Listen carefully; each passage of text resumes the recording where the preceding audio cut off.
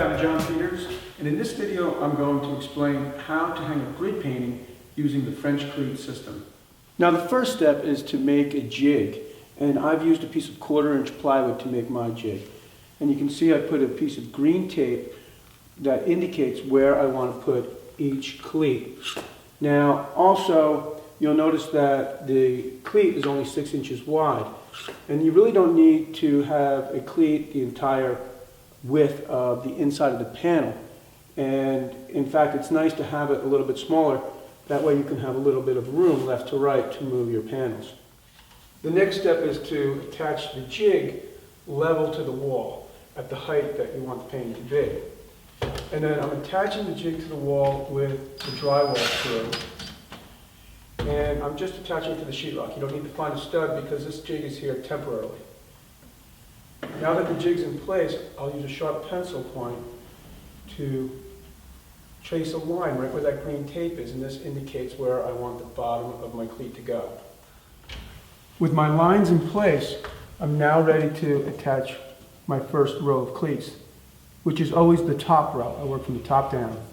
Now I should also mention that I've set the clutch on my drill at its lowest setting.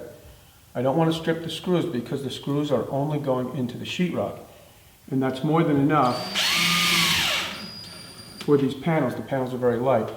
Now this is a temporary installation. If it were permanent, you might want to think about putting a little glue on the back of the cleat. With the top row attached, I now want to transfer a line from the bottom of this cleat to the bottom of where I want to mount my next cleat. And I've done that by cutting a piece of plywood, 1/4-inch plywood at 10 inches.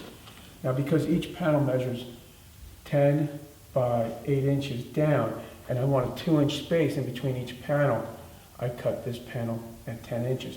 That'll give me 2 inches of space between the bottom of the top panel and the top of the bottom, or the next panel.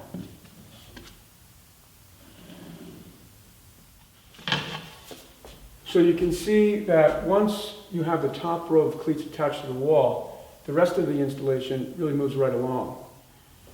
Well, now that all the cleats are on the wall, I'm starting to hang the painting.